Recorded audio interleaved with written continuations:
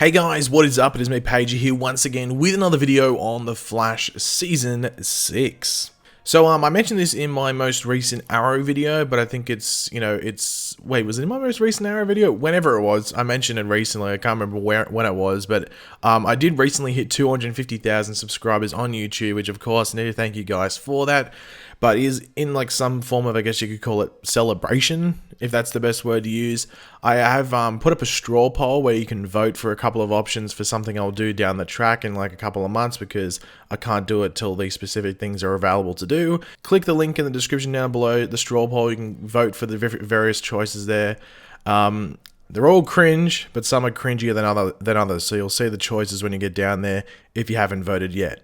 But yeah, thank you for 250,000 subscribers. If you haven't heard my thank you yet, I'm incredibly grateful for it. It's actually crazy that we are at that amount. But yeah, in this video, we are just going to be going over a few things, a few topics that are, either directly connected to The Flash Season 6, as well as just related to like the Flash mythos, if you want to call it, on TV.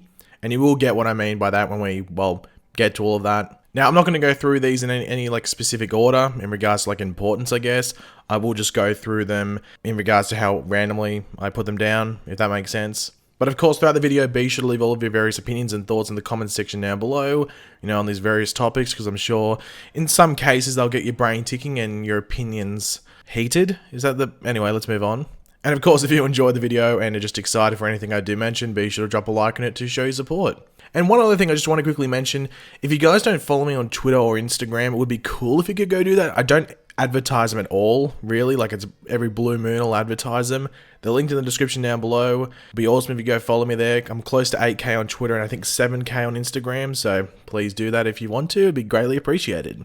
But to start off, we are going to be going over an interview with Candice Patton, who of course plays Iris West on The Flash. But this is what she had to say first up about Iris and her journalism story arc heading into Season 6 of, you guessed it, The Flash. Iris is hiring a whole team of people to get this off the ground. Camilla will be shooting photography for Iris, and will be back in the mix around at the paper. It's definitely going to be a set and storyline we visit often in Season 6.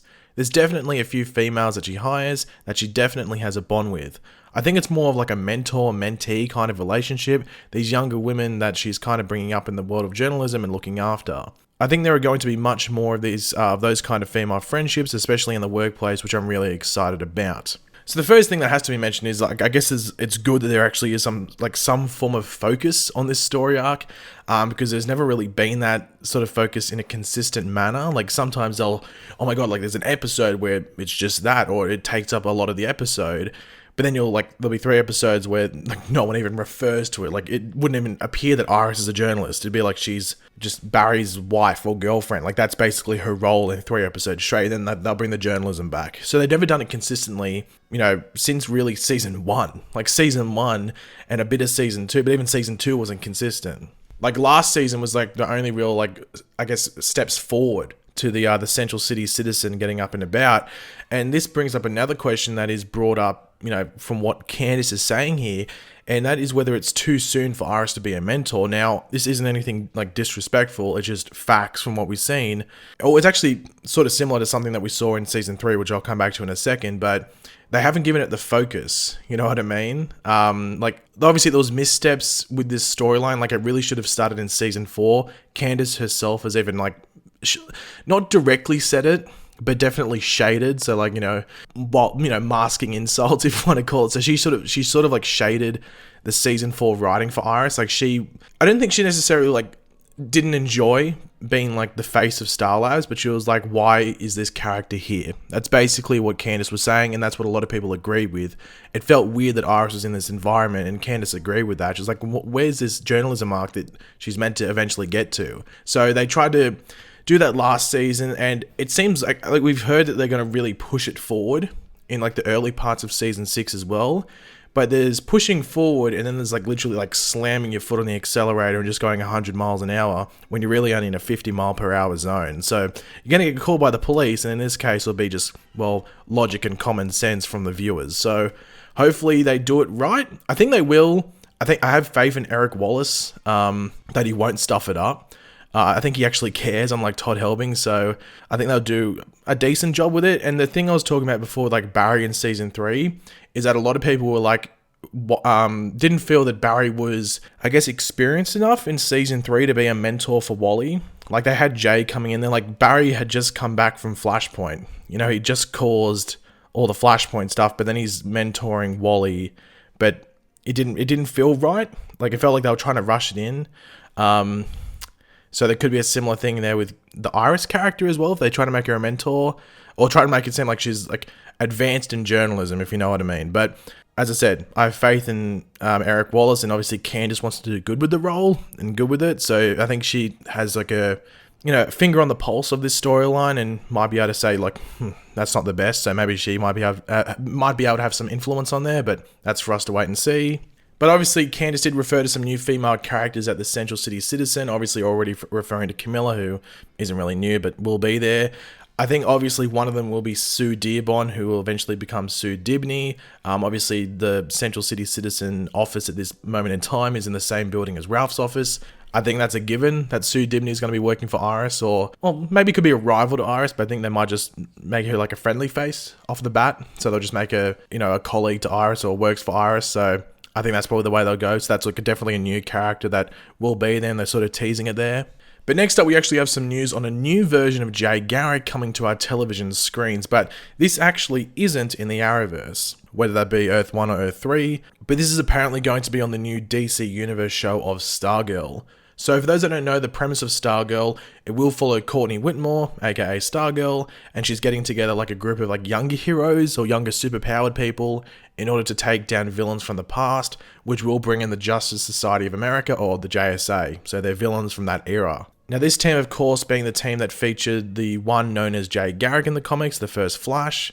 Now there is no like 100% confirmation that Jay Garrick is on the show as of yet, but the Instagram account known as Titans Access initially reported this, and they've been correct about other things as well in regards to not only Stargirl, but as well as, unsurprisingly, given their name, Titans. And seeing that many other members of the JSA from the comics have already been confirmed, like Dr. Midnight, Hourman, and Wildcat, I think a couple of others as well, it wouldn't be a surprise or a shock to see Jay Garrick in an episode or two as well. And also Jay Garrick being on the show would probably give us the most comic accurate suit for Jay Garrick, basically straight out, because the DC Universe shows have been very accurate in regards to not only the suits but also the looks. Obviously, there was a rumor that Wally West was going to be in this show, and that an actor had been cast. A lot of people thought it was going to be Wally West.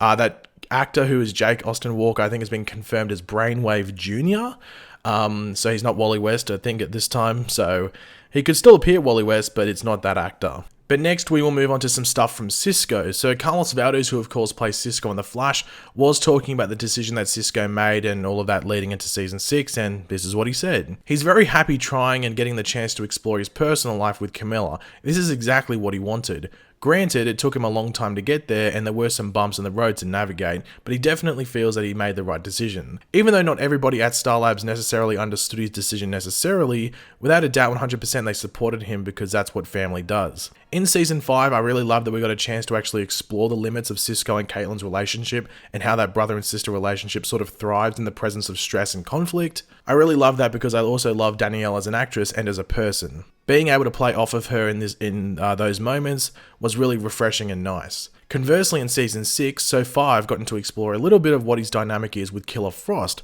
which is a bit different from the dynamic he shares with Caitlin. So the most interesting thing here is that last bit about the Killer Frost and Cisco friendship over the friendship with Caitlin, because we obviously got like teasers that Killer Frost is going to be more of a presence this season in regards to just like the day-to-day stuff, like in Star Labs and even out of Star Labs.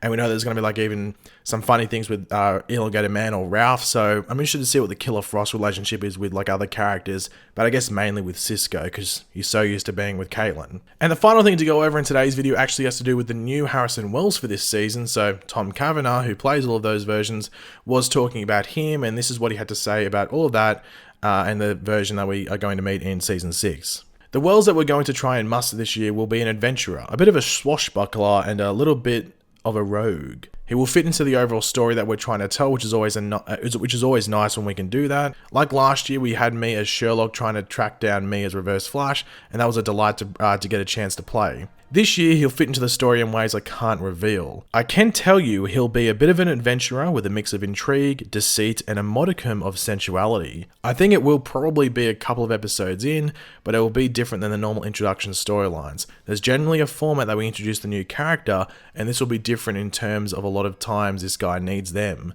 And this year might be quite different. So obviously, we know that he will be first appearing in episode 3 for this season, and the character sort of has like an Indiana Jones-esque sort of vibe and look and stuff, but he has like a gauntlet with technology on there, so he's like maybe like an archaeologist. He's not going to be a bounty hunter or anything like that, but maybe he's like an archaeologist type.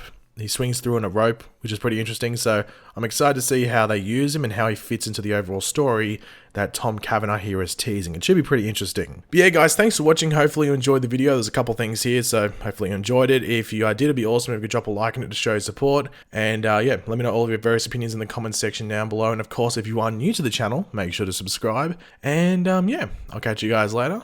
Goodbye.